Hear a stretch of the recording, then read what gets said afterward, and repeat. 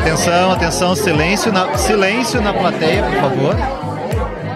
Bem-vindos! Bom dia, boa tarde, boa noite. Aqui é o seu entrevistador Léo Carrion com mais uma edição do podcast Papo Gremista.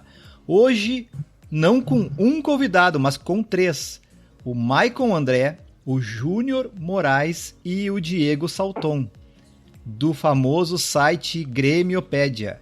E aí, gurizada, como é que estão? Quem começa falando aí? Júnior? Eu.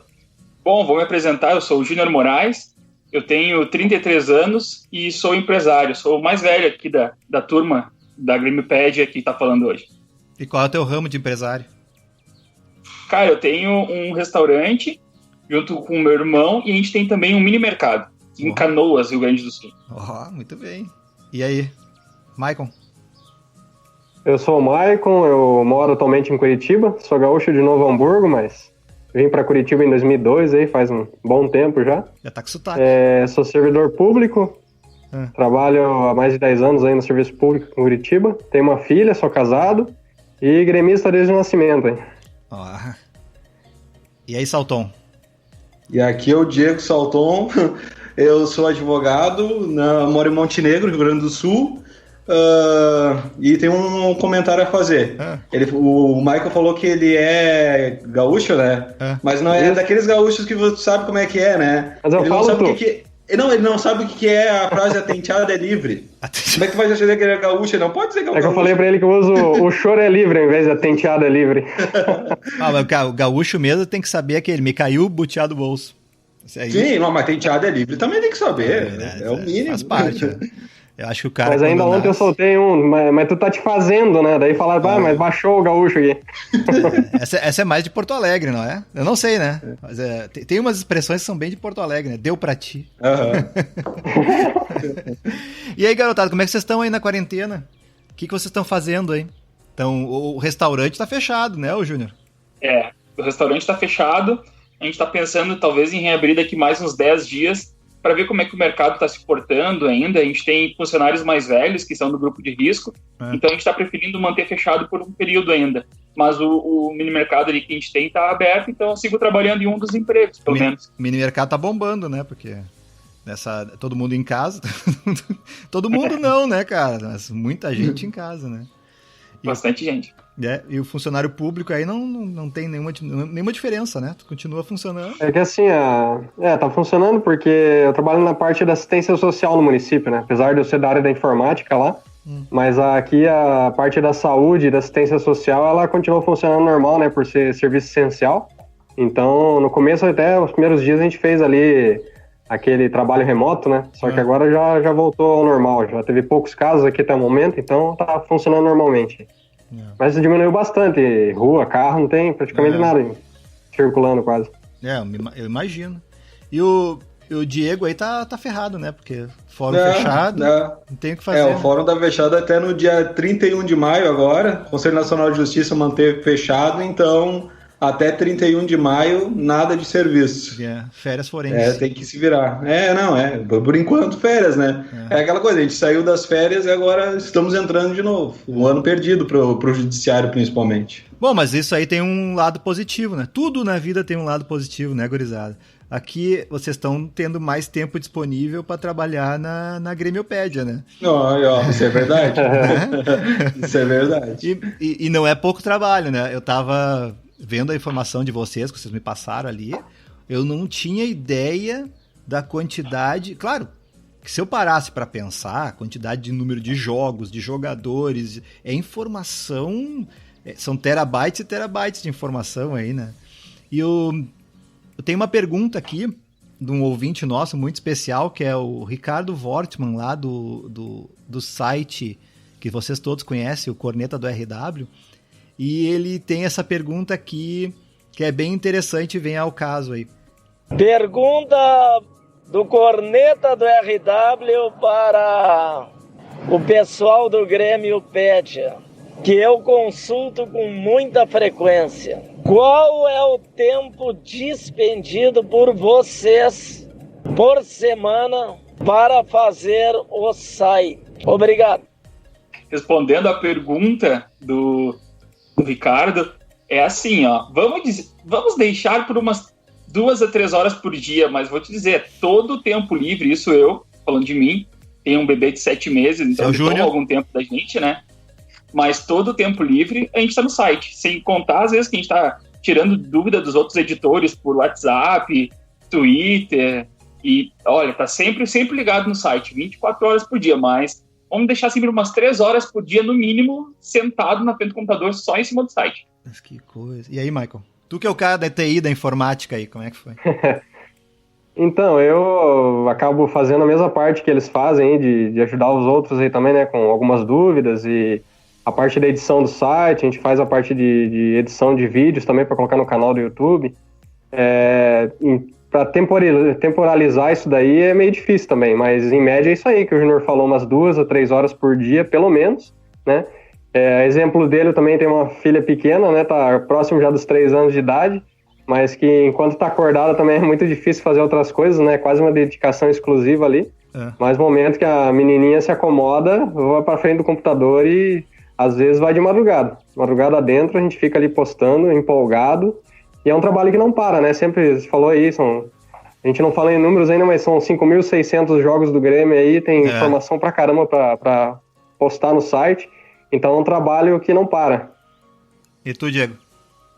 Bom, é complicado dizer por causa do trabalho, né? Quando não se tem um trabalho muito, vamos dizer, é aquela questão, é muito sazonal, né? Vai ter épocas do ano em que a gente entra menos, outras épocas que entra mais, mas eu já cheguei a ficar até um dia assim, inteiro no site. Mas é aquela coisa, tem médias, né? Botando uma média, eu acho que eu ficaria umas 2 horas no site. No começo, principalmente, quando a gente começou a cadastrar as informações, era aquela coisa de ficar 4, 5, 7 horas, às vezes, editando.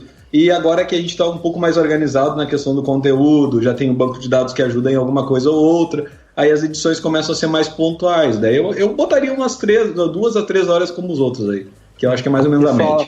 E só um detalhezinho, esse período é fora do horário do trabalho já normal que a gente já tem durante o dia, né? Sim, então, claro. Em geral, a gente acaba utilizando mais à noite para poder conseguir fazer alguma coisa. Pois é, e também tem uma coisa que o Maicon também tem a situação ali do canal, né? Que eu acredito que seja mais ou menos a mesma coisa que eu. A gente, além do tempo do site, ainda tem o tempo do Twitter, por exemplo, que eu cuido mais. A gente passa praticamente o dia inteiro no Twitter ali, comentando, parando um pouco do trabalho para fazer alguma postagem, alguma coisa para chamar a galera pro site, né? Então, esse tempo eu vou tirar fora aí das 2, 3 horas.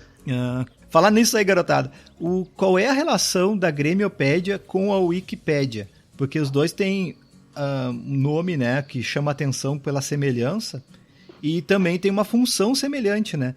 Então, eu sou ignorante nessa parte, né, de informática aí, mas eu imagino que muita gente tem essa pergunta aí. Qual é essa... Se tem alguma ligação, né? Primeiro. E aí? Então eu vou responder essa. A Wikipédia, ela é um site colaborativo, né? E o site da Wikipédia, ele é baseado no código Wiki. E esse código, ele é de uma fundação, a Fundação Wikimedia, né? Então essa fundação, ela desde o começo teve essa visão de fazer um código colaborativo. E como esse código é um código aberto, outros interessados podem se apropriar desse código e fazer seu próprio site, né, baseado em modelo Wiki. Então essa seria a correlação. A Grêmiopédia e a Wikipédia utilizam o mesmo código-fonte, né, do projeto. Seria o mesmo motor, então, que vocês têm? Isso, mesmo motor do site. E quando é que começou o projeto de vocês, a Grêmiopédia? Vocês têm milhares já de páginas no site, né? Suponho que são alguns anos já, né? Quando é que foi? Sim. O site iniciou oficialmente 15 de setembro de 2015. Boa. Foi a data foi perfeita, realmente uma homenagem ao Grêmio mesmo. E então praticamente vai fechar agora esse ano 5 anos. Já aproveitando essa questão aí da Wikipédia, essa correlação entre as duas, né? O site ele contabiliza o número de edições, ou seja, cada vez que alguém mexe no site vai ter uma informação nesse sentido. A última vez que eu olhei, agora eu não sei como é que tá, mas a última vez que eu olhei estava em mais de 100 mil modificações nas páginas. É muita coisa. São 12 Então, mil... deixa eu atualizar teu número aqui. São 200 mil edições feitas no site. A última vez que eu vi faz um tempo assim, mas já faz então 200 mil edições até hoje, assim, contabilizando, até pegando aqueles números lá de antes, quantas horas a gente fica, né? Cada ediçãozinha que a gente vai fazendo ali vai contabilizando. E em páginas, quanto é que tá aí, ô TI? Fala pra nós. Então, anotei os números aqui pra gente trazer pra entrevista aí também, né? Fala aí. A gente tem no site páginas, são 40.667. Só que daí tem uma diferença. Existem as páginas, né, que daí são no geral, no site, que pode ser página também de código para poder criar alguma rotina ali com relação às páginas que ficam visíveis para público. As páginas de artigos, que são páginas de conteúdo, são 10 mil que nós temos. Na verdade, são 10.212, para ser mais preciso. Então, no caso aí, cada página tem pelo menos aí umas 3 ou 4 outras páginas que são páginas de suporte, né, para implementar algum tipo de código dentro das páginas. E imagens são 12.967 que nós temos e 12 mil edições feitas no site, né? Isso daí atualmente são 8 pessoas trabalhando no site, mas alguns já entraram, também passaram pelo projeto. Enfim, é por aí. E me diz uma coisa, o RW estava falando lá que ele é um usuário frequente da Grimiopédia, né? E eu sei bem por quê, né? Porque ele tem o site dele lá que envolve muitas informações, certo? E vocês são uma fonte dessas informações. Agora, para o pessoal assim que não tem noção para que serve, a utilidade, eu sei que vocês têm uma história muito legal sobre aquele boato de que o Grêmio voltou da segunda divisão em 92 com uma virada de mesa. E vou dizer bem qual é a fonte desse boato, é o livro do Fábio Koff. E a gente ouve uma corneta muito forte em cima disso aí, e eu sei que vocês têm uma história muito legal, e que eu achei essa história representa bem, assim, o que é a utilidade da memória. A gente ter uma memória, esse arquivo de memória que tem os fatos verdadeiros e que não podem ser negados, que tu mostra o fato, entendeu? E eu queria que vocês contassem essa história aí para o nosso público, para eles terem uma noção de como é importante o Grêmio ter memória e como é importante o trabalho de vocês nesse museu virtual que vocês fazem aí. Quem é que vai contar para nós aí? Vai lá, Diego. Eu ia deixar pro Júnior, mas aí vamos aproveitar. Não, eu sempre disse uma coisa que... Como quando eu pensei na ideia de criar a Grêmiopédia, foi da seguinte forma.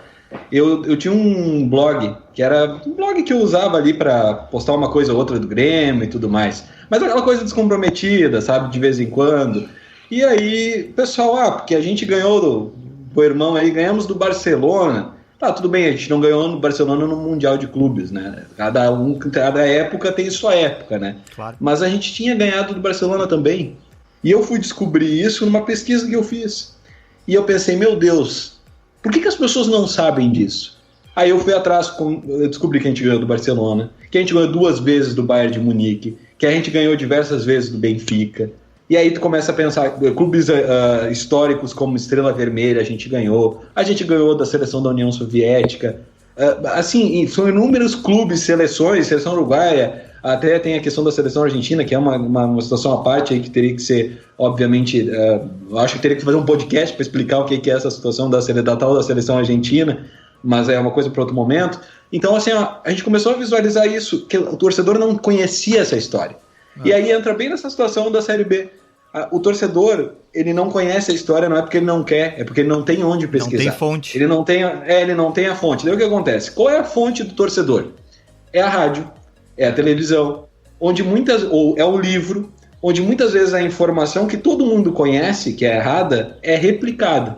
Então nós temos a situação, o livro do Fábio Koff. A situação do livro do Fábio Koff realmente tem esse equívoco dentro do livro, e obviamente não foi proposital, mas é aquela história, ela é contada muitas vezes e a gente acaba, por ser um fator antigo, a gente acaba acreditando naquilo. E quando a gente vai olhar os registros de jornais, a gente vê registros de antes do início da competição dizendo, irão subir os 3 primeiros clubes, equipes na verdade, de cada grupo, que seriam 4 grupos, os 3 primeiros iriam subir. Então a gente vê que não tem como aquele fato que está descrito no livro, ou que é mencionado na